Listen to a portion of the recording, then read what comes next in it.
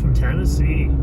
It's time for another drive time ramble, and I'm trying to develop what's on my mind right now, so I'm going to try to give it a go here. So I've been thinking, obviously, about the watch hobby, but what I kind of want to expound on a little bit as I work my way home is that the hobby is what you make it.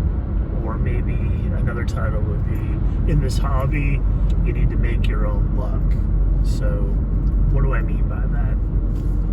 I've been collecting about 5 years now, and when I started, I got into the hobby because I wanted a hobby. So I thought watches. At the time, I only had one watch, so I was like, okay, watches would be pretty cool to get into. And then I discovered the YouTube, so to speak, as the kids say, right? I discovered YouTube, and that there was a huge, vibrant watch community on YouTube. A couple of the first channels I watched were TGV and then Island Watch, too, watching Mark's Watch and Learns. And so that was kind of my entry point into it. And then from there, of course, I started collecting watches, commenting on, people's YouTube channels, trying to engage, and just what we all do as enthusiasts, right? And so as I continued down that path, I realized very quickly that the hobby would not be sustainable if all I did was buy watches, because one, I don't have that kind of money, and two, my wife would kill me. So I had decided at that point, I was like, I need another outlet. So I started the YouTube channel, started posting more on Instagram, and started to get to know some other folks within the hobby. I discovered Random Rob's channel, and fast forward, him and I have become good friends over the years, and that was just as a simple reach out. So the big thing is, when I talk about making your luck or finding your way in the hobby, so to speak, a lot of times what's involved with that is just putting yourself out there a little bit.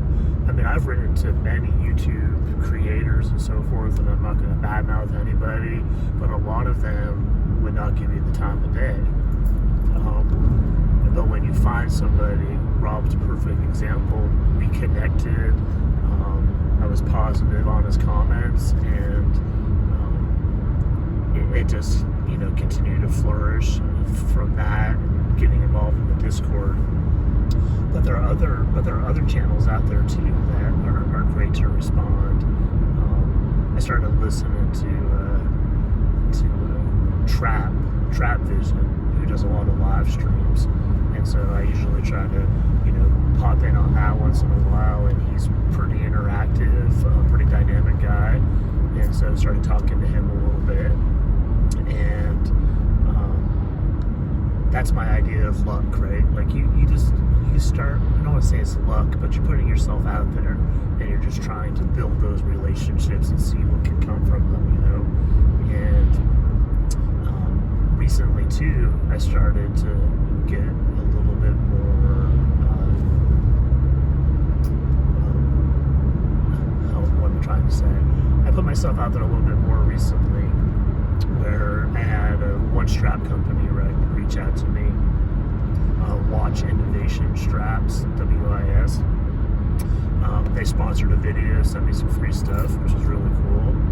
And one of my favorite brands is for straps is Mantra straps, and I recently bought a couple of their straps because they released this new leather Epsom strap that I was anxious to try out because they're supposed to be super thin. I think they're actually. I asked the question, maybe like 2.5 millimeters thick, which is pretty thin for a leather strap. So I'm looking forward to trying those out. But then I decided, you know what? I'm just going to reach out to them and start some dialogue. And I did that.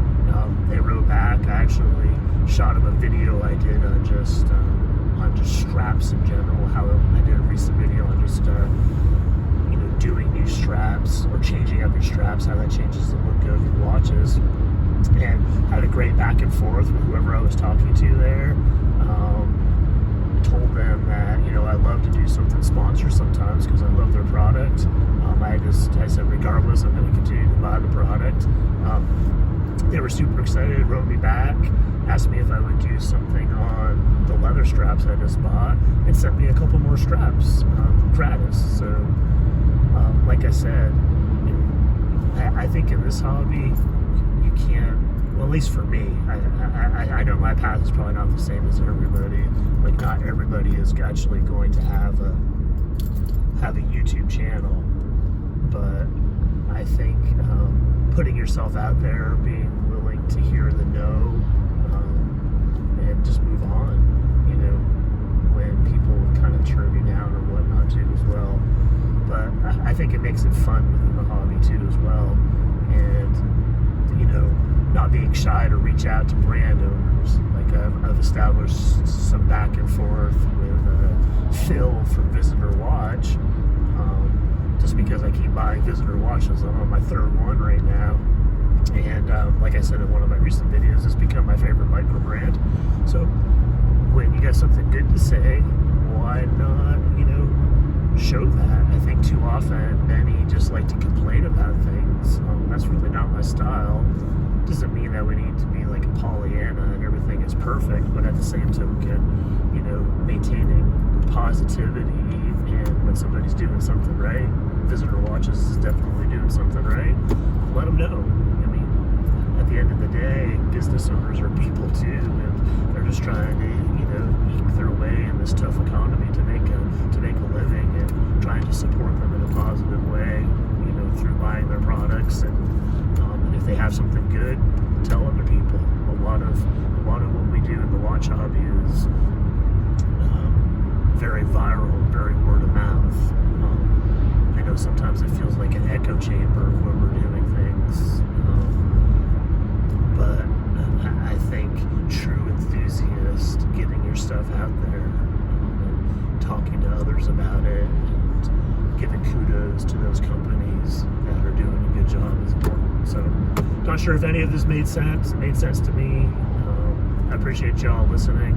This is for me, this is kind of fun because it kind of helps me decompress after a long day, and just talk about watches, which is, if you're listening to this, I know you get it, and I know you think it's fun. So that's it. As always, stay positive, make friends, enjoy the journey. Thanks for listening. Hey, and like and subscribe. I'm up to 725 subscribers. If you're listening to this, you haven't subscribed, what you waiting for? Come on. Help me get to 1,000. I probably will do some sort of giveaway at 1,000. I have no clue what yet, but I would love to hit 1,000 before the end of the year. That's kind of lofty, but I think with you all's help, those that listen, those that watch, share this stuff if you like it. I'd appreciate it. That's it. Take care, everybody.